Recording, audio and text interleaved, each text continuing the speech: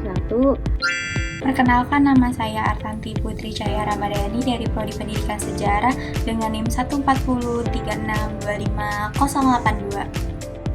Perkenalkan, nama saya Amira Danish dengan NIM 1419425 125. Saya Arini Putriaulia dengan NIM 14154250061. Perkenalkan, nama saya Siti Zawazakia dengan NIM 140362507. Perkenalkan, nama saya Salwa Zahira Ramadhani dengan NIM 141542551. Perkenalkan, nama saya Ilham Taufik dari Prodi Pendidikan Sejarah dengan NIM 14036251119. Nah, sebelumnya teman-teman sudah diberikan tugas dari dosen mengenai pengembangan alinea kan? Jadi di sini kami akan memberikan penjelasan terkait pengembangan alinea dengan 6 metode secara keseluruhan. Menurut Kamus Besar Bahasa Indonesia, alinea adalah bagian dari sebuah wacana yang mengungkapkan satu pikiran utama. Artinya, dalam satu paragraf, biasanya hanya terdapat satu ide pokok agar pembahasannya tetap fokus dan mudah dipahami pembaca. Selain itu, menurut Lamuddin Finoza tahun 2004, alinea merupakan satuan bentuk bahasa yang tersusun dari beberapa kalimat yang saling berkaitan. Kalimat-kalimat tersebut bekerjasama untuk menjelaskan dan mengembangkan gagasan utama dalam sebuah tulisan. Karena itu, paragraf memiliki peran yang sangat penting agar tulisan menjadi lebih runtut, jelas, dan enak dibaca. Kemudian untuk membuat paragraf yang baik, diperlukan metode pengembangan alinea. Metode ini merupakan cara penulisan dalam pengembangan ide pokok menjadi paragraf yang lebih lengkap dan terstruktur. Dengan metode pengembangan yang tepat, informasi yang disampaikan tidak hanya lebih jelas, tetapi juga lebih menarik dan mudah dipahami oleh pembaca. Pada materi ini, terdapat beberapa metode pengembangan alinea yang akan dibahas, seperti metode definisi, proses, contoh, sebab akibat, klasifikasi, dan umum khusus. Masing-masing metode memiliki ciri dan fungsi yang berbeda sesuai dengan tujuan penulisannya. Selanjutnya di sini saya akan menjelaskan tentang metode definisi. Jadi, metode definisi adalah cara penulis untuk menjelaskan pengertian atau konsep yang tentu secara jelas dengan memperhatikan ciri khasnya tanpa mengulang istilah yang telah didefinisikan. Jadi, yang dimaksud dengan definisi adalah usaha penulis untuk menerangkan pengertian atau konsep istilah tertentu. Untuk dapat merumuskannya definisi secara jelas, penulis hendaknya memperhatikan klasifikasi konsep dan penentuan ciri khas konsep tersebut. Jadi, satu hal yang perlu diingat dalam kita membuat definisi itu, kita tidak boleh mengulang kata atau istilah yang telah didefinisikan di dalam teks tersebut. Selanjutnya ada tujuan dari metode definisi ini. Jadi, tujuannya itu agar pembaca itu memahami ide pokok. Biasanya ditandai kata seperti yaitu, merupakan, ialah, diartikan sebagai, dan adalah. Jadi, tujuannya agar pembaca memahami isi ide pokok. Salah satunya itu dengan pola yang tadi yang saya sebutkan. Jadi, di sini ada contoh definisi. Jadi, contoh definisi yang pertama adalah kata organisasi. Jadi, istilah organisasi dalam bahasa Indonesia itu berasal dari kata kerja bahasa Latin, yaitu organize, yang berarti membentuk sebagian atau menjadi keseluruhan dari bagian-bagian yang satu dan unsur yang lainnya, saling bergantungan atau terorganisasi. Jadi, secara harfiah kata organisasi itu berarti panduan dari bagian-bagian yang satu sama yang lain itu saling bergantungan. Jadi, di antara para ahli ada juga yang menyebutkan panduan itu adalah sistem atau ada yang menamakan sarana. Jadi, di sini ada contoh kedua dari definisi, yaitu istilah globalisasi. Jadi, globalisasi adalah keterkaitan dan ketergantungan antar bangsa dan antar manusia di seluruh dunia melalui perdagangan, investasi, perjalanan, budaya populer, dan bentuk-bentuk interaksi yang lain sehingga batas-batas suatu negara itu menjadi semakin sempit. Ya, di sini saya akan menjelaskan tentang metode proses dalam pengembangan alinea. Metode proses adalah metode yang digunakan untuk menjelaskan suatu proses atau tahapan kegiatan secara berurutan, mulai dari awal sampai akhir. Metode ini biasanya digunakan untuk menjelaskan cara kerja, langkah-langkah, atau proses terjadinya sesuatu agar lebih mudah dipahami oleh pembaca. Ciri utama metode proses yaitu penjelasannya disusun secara kronologis atau runtut. Dalam metode ini biasanya digunakan kata penghubung seperti pertama, kemudian, selanjutnya, setelah itu, dan terakhir untuk menunjukkan urutan proses. Tujuan dari metode proses adalah membantu pembaca memahami tahapan suatu kegiatan dengan jelas dan terstruktur. Contohnya dalam proses membuat desain di Canva, pertama saya akan membuka aplikasi Canva dan memilih template yang sesuai. Setelah itu saya mulai mengedit desain dengan menambahkan teks, gambar, dan warna agar tampil lebih menarik. Kemudian saya mengecek kembali hasil desain supaya tidak ada kesalahan. Terakhir, desain disimpan dan diunduh untuk digunakan. Dari pengalaman saya, metode proses sangat membantu karena penjelasan menjadi lebih jelas dan mudah dipahami. Jika langkah-langkah dijelaskan secara urut, orangnya juga lebih mudah mengikuti dan memahami isi pembahasan. Jadi dapat disimpulkan bahwa metode proses merupakan metode pengembangan alinea yang menjelaskan langkah-langkah atau tahapan suatu kegiatan secara runtut dan sistematis. Terima kasih.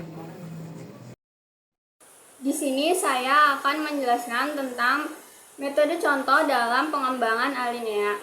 Metode contoh itu sendiri adalah salah satu cara mengembangkan ide pokok paragraf dengan menghadirkan ilustrasi dan juga contoh-contoh konkret. Tujuan utamanya adalah agar gagasan utama yang bersifat umum ataupun abstrak itu lebih mudah dipahami oleh para pembaca. Metode contoh ini tuh sangat sering ditemukan dalam penulisan karya tulis ilmiah seperti makalah, jurnal, dan juga skripsi. Karakteristik metode contoh itu sendiri ada 3. Yang pertama yaitu kalimat utama, yang kedua ada kalimat penjelas, yang terakhir adalah kesimpulan. Kalimat utama itu sendiri adalah menyampaikan generalisasi ataupun pernyataan umum. Lalu ada kalimat penjelas, yaitu menyajikan beberapa contoh yang relevan. Lalu yang terakhir ada kesimpulan, yaitu menegaskan kembali keterkaitan contoh tersebut dengan gagasan utama.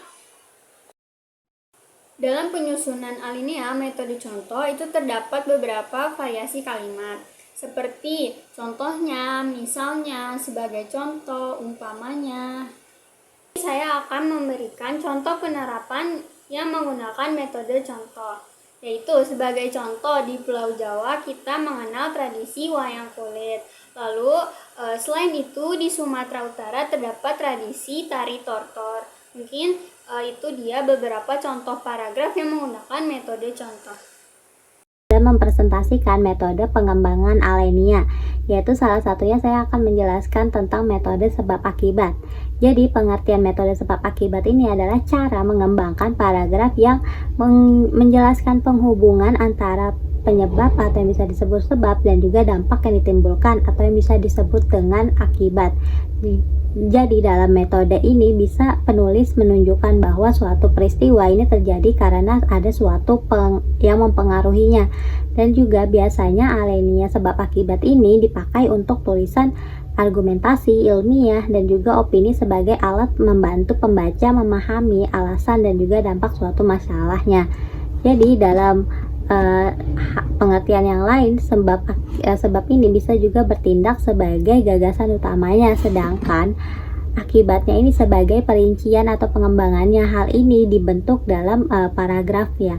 Misalnya, sedangkan untuk memahami akibat ya sepenuhnya perlu dikemukakan sebuah jumlah sebab dalam perinciannya. Misalnya bila proses itu dipecahkan untuk mencari hubungan antara bagian-bagiannya itu, maka proses itu dapat dinamakan sebagai proses kausal. Jadi sebab akibat ini disebut dengan sama aja bisa disebut dengan sebagai proses kausal.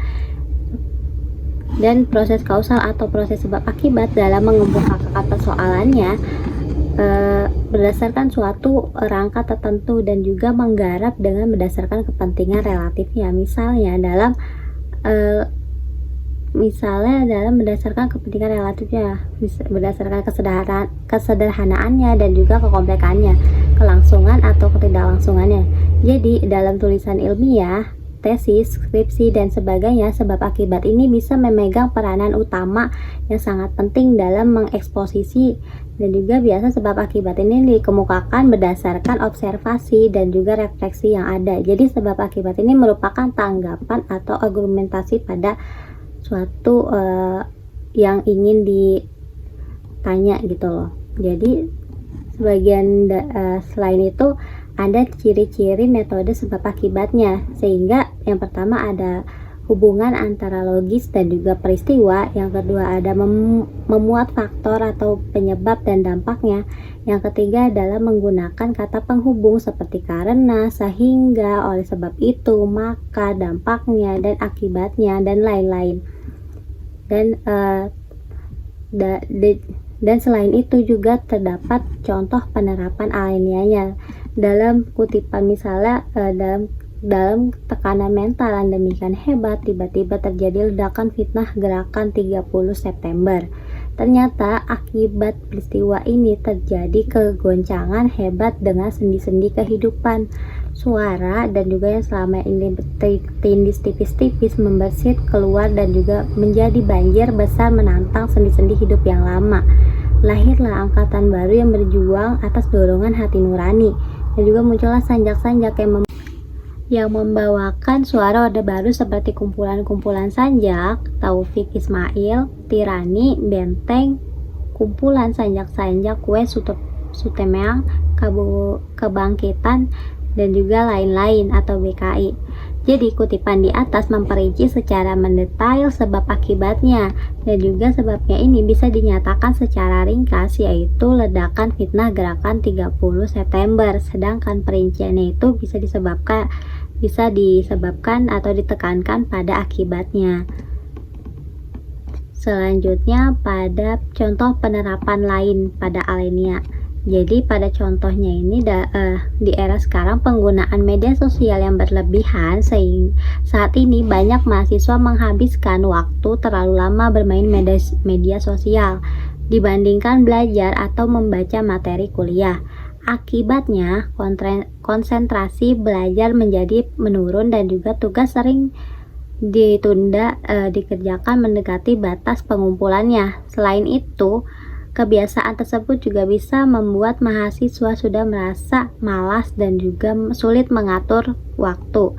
Jika terus dilakukan, prestasi akademiknya dapat mengalami penurunan. Jadi dari contoh yang argumentasi yang saya jelaskan, contoh tersebut terlihat bahwa penggunaan media sosial secara berlebihan bisa menjadi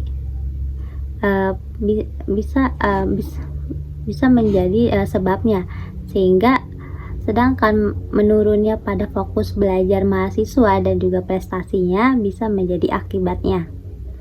Sekian materi selanjutnya akan dijelaskan oleh rekan-rekan saya. Terima kasih. Di sini saya akan menjelaskan tentang metode umum ke khusus. Metode umum ke khusus adalah cara menyusun paragraf yang diawali dengan gagasan umum terlebih dahulu, kemudian diikuti dengan penjelasan yang lebih rinci. Jadi, urutannya dimulai dari hal yang luas, lalu mengerucut ke hal yang lebih spesifik.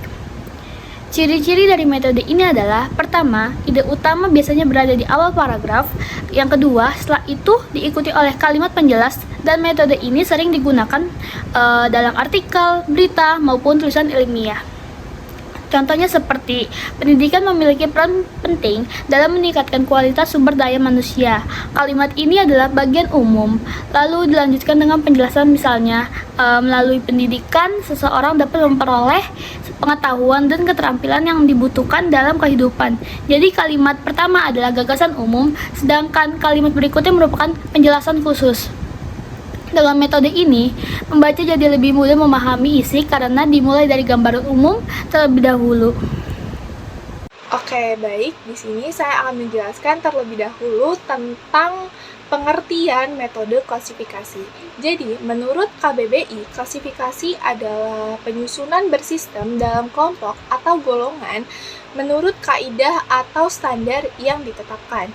Nah, menurut salah satu ahli, yaitu menurut Henry Guntur Tarigan, klasifikasi itu merupakan teknik pengembangan paragraf dengan cara membagi objek atau gagasan ke dalam beberapa kelompok yang tersusun secara logis dan sistematis. Jadi dapat disimpulkan bahwasannya paragraf klasifikasi itu merupakan proses pengelompokan berdasarkan persamaan ciri untuk mempermudah pemahaman dan membuat penyajian informasi lebih sistematis. Nah, untuk ciri-ciri paragraf klasifikasi itu sendiri, yang pertama, biasanya mengelompokkan objek gagasan atau hal tertentu ke dalam beberapa kategori. Yang kedua, itu biasanya memiliki dasar pengelompokan yang jelas seperti fungsi, jenis, ciri, atau sifat. Yang ketiga, biasanya menggunakan kata-kata penanda klasifikasi. Misalnya, dibagi menjadi, dikelompokkan, terdiri, atas, diklasifikasikan, dan berdasarkan. Yang keempat, biasanya setiap kelompok itu dijelaskan secara runtut dan logis. Yang kelima, ini tuh paragraf klasifikasi itu bersifat informatif dan ekspositoris, di mana paragrafnya itu bukan menceritakan suatu alur kejadian gitu. Nah, yang terakhir, biasanya itu memiliki hubungan antar bagian yang menunjukkan persamaan atau perbedaan dalam suatu kategori. Seperti itu. Baik, di sini ada contoh penerapan alinea dengan menggunakan metode klasifikasi. Di sini saya akan membacakan paragrafnya. Jadi, mahasiswa di Universitas Negeri Jakarta dapat dikelompokkan menurut kecenderungan aktivitas yang mereka lakukan selama berada di kampus. Sebagian mahasiswa itu hanya berfokus pada kegiatan perkuliahan dan memilih kembali ke rumah setelah kelas berakhir. Di sisi lain, terdapat mahasiswa yang aktif terlibat dalam organisasi, diskusi, maupun berbagai kegiatan kemahasiswaan. Selain itu, ada pula mahasiswa yang lebih sering memanfaatkan waktu di kampus untuk belajar, mengerjakan tugas, atau menggunakan fasilitas kampus seperti perpustakaan. Nah, pengelompokan ini itu menunjukkan bahwa aktivitas mahasiswa UNJ itu beragam sesuai dengan kebutuhan dan prioritas masing-masing individu. Jadi, kenapa paragraf ini digolongkan menggunakan metode klasifikasi? Karena di sini itu dijelaskan pengelompokan aktivitas mahasiswa UNJ yang beragam, dan paragraf ini juga menjelaskan secara runtut dan logis tentang pengelompokan aktivitas mahasiswa tersebut. Seperti itu. Baik, mungkin itu saja yang bisa saya jelaskan tentang metode klasifikasi. I just had to let you know you're